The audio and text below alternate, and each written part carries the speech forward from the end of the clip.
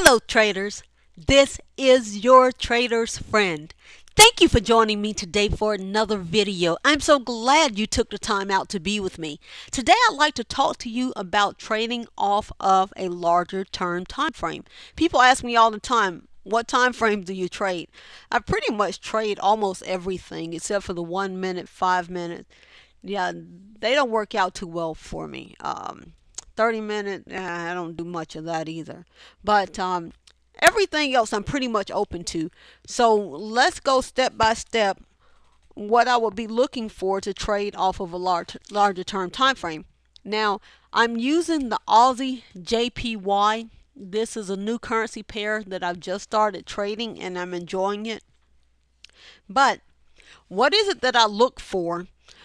At the end of the week, I always look at what's going on in my chart. So we'll see here, let's draw a trend line together, that we are in a bit of an uptrend.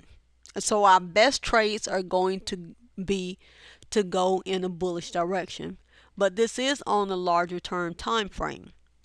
Now, which is to say that you'll get some good bounces, good short bounces as well. Now, what we have here, we have a formation of a candlestick reversal pattern. Is it valid? Well, let's see. We are in the midst of an uptrend or a bounce, and we got this reversal pattern on top. So chances are it's probably valid. With that being said, I will be looking for a shorting opportunity next month, and this is the way I usually do it, but I'm going to show you probably a more efficient way of doing it. I get a horizontal line and I guesstimate about midway to the candle, and then I get a piece of paper and I write that number down, which happens to be 86.25. Now I write that number on a piece of paper. Why? Because this is a place that I can possibly get a valid candlestick reversal pattern. But I'm going to show you something different, and it's probably better. I'm going to use this Fibonacci tool. Okay, now what I want you to do is at the end of your week, if you are going to attempt, and also, this is the thing about doing longer term trade. Don't trade the amount of money you trade on your shorter term trade, because you're going to be riding this trade longer, so you're going to be exposed to risk longer. So if you're accustomed to trading a full lot at a time, then trade maybe a tenth of a lot. Trade $1 instead, as opposed to $10, or $10 as opposed to $100, or a dime as opposed to $1. But at any rate, the reason for that is because you're exposed much longer to the market. But what you want to do when you get your piece of paper is write down the direction of the trend. Also, write down any candlestick reversal patterns. Write what kind of patterns you have. Do you have a candlestick reversal pattern? Do you have a set of stairs? Write down whatever it is that you have and then plan your trading strategy accordingly. Then write down your 61.8% level, your 50%, and your 38% level. And I'm going to get this little crosshair tool. And at 61.8, you're at 85.96. At 50%, you are at 86.21. 38.2, you're at 86.52. Now you want to write down those numbers, because these are the areas that you are going to be looking for a valid candlestick reversal pattern. If you do not get that pattern, do not short that trade.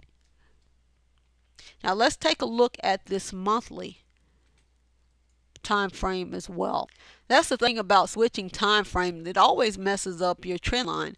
But on your monthly time frame, you can see that we actually have this strong bullish candle. I always like for my month and my week to go in harmony. That way I'm more sure of the trade. Um, for example, here, I can pretty much assure you that chances are these were bearish weeks in these monthly trades, or you had some really strong bearish weeks here.